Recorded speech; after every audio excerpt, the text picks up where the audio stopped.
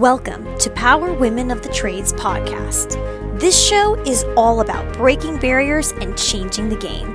Our guests will feature some of today's most successful female entrepreneurs and other advocates of our industry as well. Because if there's one thing we know for sure, female-led entrepreneurship drives change on multiple levels. We want to empower women in the trade industry like you so you can maximize your potential, stay balanced, achieve long-term success, and claim ownership over your life.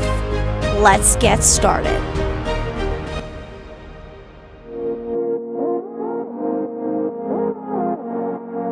Cassie, Nielsen, we're so excited to have you here. Thank you for At having me. Super meeting, but you came for Service World. Yep, I did. I'm excited that the trades have so many people in Phoenix right now because there's going to be people everywhere. But the events are only, like 45 minutes apart. Did you drive here? Yeah, well, I took an Uber and it was about 30 minutes. 30 minutes Are you apart. staying Depends at on the traffic. hotel wherever? It's not at a hotel. No, it's at the Phoenix Convention Oh, Center. gotcha. I'm staying like a couple blocks away. Yeah. Cool. I'm excited to have you on because have I ever met you in person? No. Yeah. Yeah, it's at Pan- Yeah. Oh, yeah. Pantheon we were last on the Pantheon. panel a couple years ago. It's so Pantheon. funny when we do that because we think we, already we know think you. we know you. But so then I'm like, oh. But I'm excited to talk to you because we started a new thing with the podcast, but I want to talk about your experience though of how you got here because I think you have a really cool story of how you came through in the business that you worked in and then created your own Chicken Lady Speaks now. Can you yeah. tell us the story a little bit though? Because I think it's just like fitting for relations to women who might be working in the office now and the options that they have in the future. Sure. So I actually was in hunting and shooting first and worked for a manufacturer for years. And I was part of I organized and started a big youth event. And when manufacturing this country kind of went away, I put it out to the people on my board that I was looking. And a couple that owned a heating and cooling company asked me to come work for them. So I went to work for them, CSR, dispatcher, office manager, payables, receivables, that kind of stuff. And then I got asked to be a GM of a heating and cooling company in Des Moines, Iowa, where we lived. And so I was GM and then I tried to buy the company and the owner and I just couldn't agree on value. Mhm. And I never knew that. yeah, I And I known him didn't a know long about time. the hunting thing Yeah, I was either. in hunting and shooting for 11, 12 years, Yeah. manufacturing. Yeah, that's cool. So then when that all fell through, two of my technicians bought the company. And so one of them and I really gelled and worked well together. One of them and I did not, which we didn't when he was my employee either. But then a year and a half in, they eliminated my position. So I put the word out and a company out of Texas, because I'm pretty known in the industry. And Mhm. so a company in Texas reached out. So I went to Texas. I lived in a camper behind the plumbing shop for a year. Oh my Why I God. decided if I was going to move my family. And so I'd fly home maybe once a month. And in between that, people were asking me to help them do for them what I did for Shawl. And so nights and weekends, that's what I did because I'm in a camper by myself. Yeah. Mhm. So then about a year in, I said, this isn't the job to move my family. So I hooked up my camper and I went home and I started this business. And I really thought I would retire as a GM at Shawl. I was good at my job. I loved Mhm. my job and really had no intention of working for myself. And so my intention was I wanted to go home and create a job that I made $150,000 a year. That was my goal.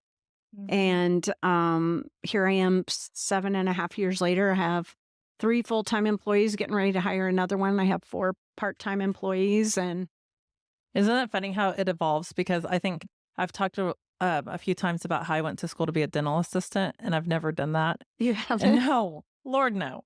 And then I worked at Best Buy, and that was like the majority of my experience. And so at that point, so many years ago, I thought I would be at Best Buy forever because I was really like chasing the carrot, the next promotion and the next Yeah. promotion.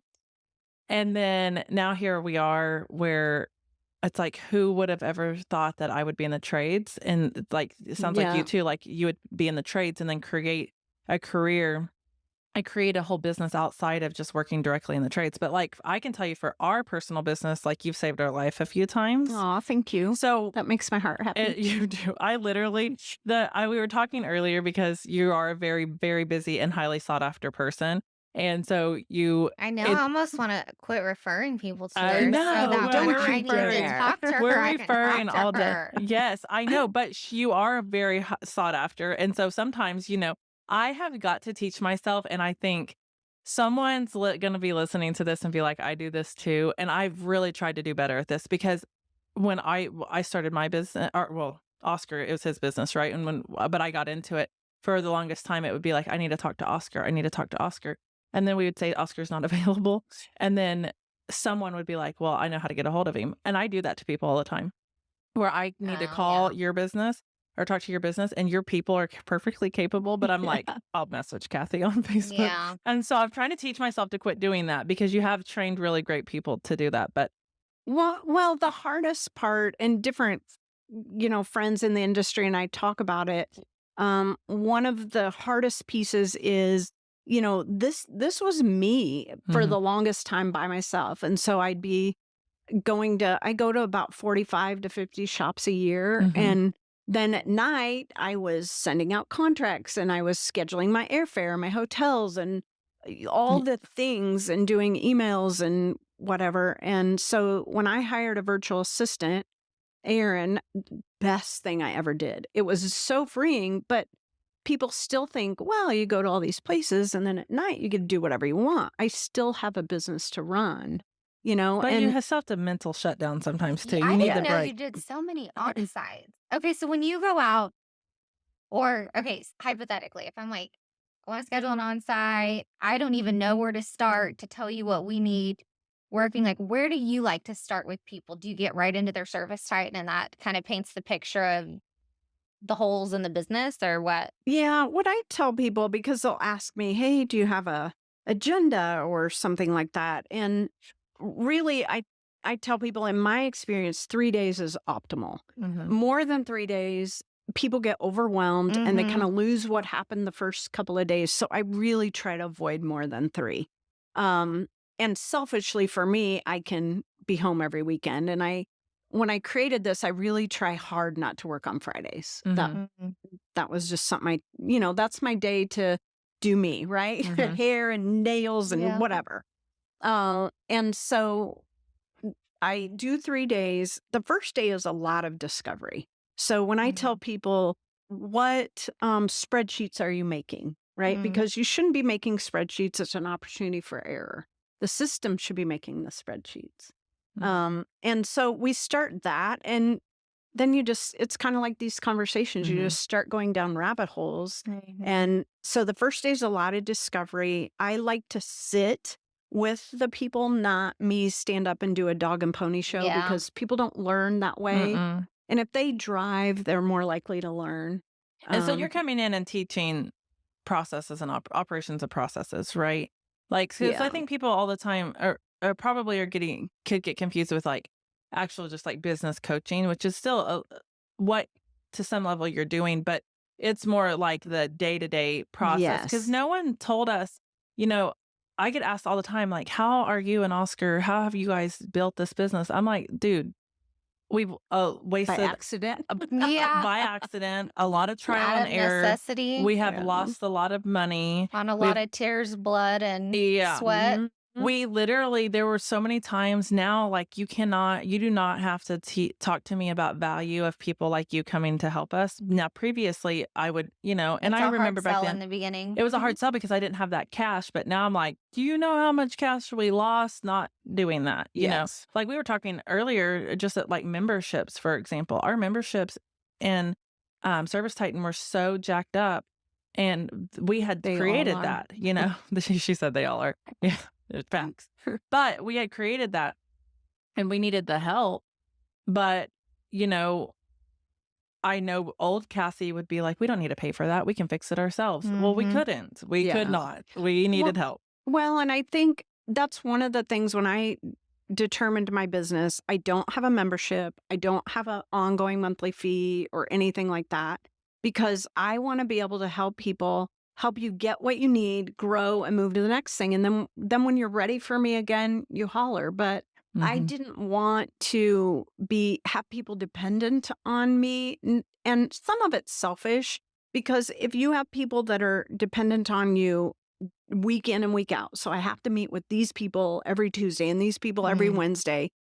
For me, I like new challenges and new things, and that for me is very monotonous. And Do you ever so- get out there on an on-site and think, I can't work with these people and I need to, like, do you ever come across people that want to work with you and then you have to fire them? I've fired a couple over the years. The biggest thing Have you for ever me- done it at an on-site? Yes, Yeah. I have. Leslie, like, we want the tea right now. We want the Don't drama. say who. No, don't I tell us say, who. talk about the context of why would you not want to work with a company? Well, I always tell people, when you hire a coach or a trainer of any sort, interview them. They work for you.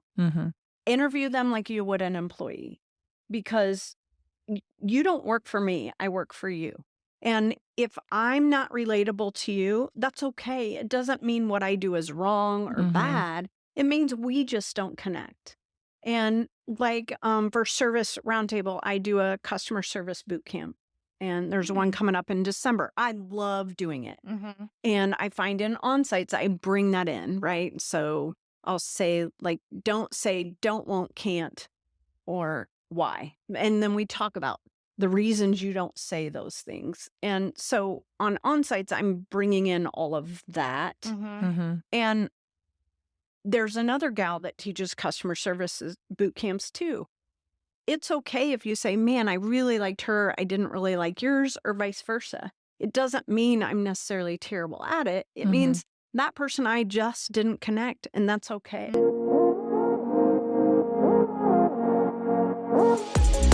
This has been Power Women of the Trades. Like what you hear so far? Leave us a review in Apple, and make sure to listen to our other episodes wherever you enjoy listening to your podcasts. Thanks for listening, and we'll catch you on the next one.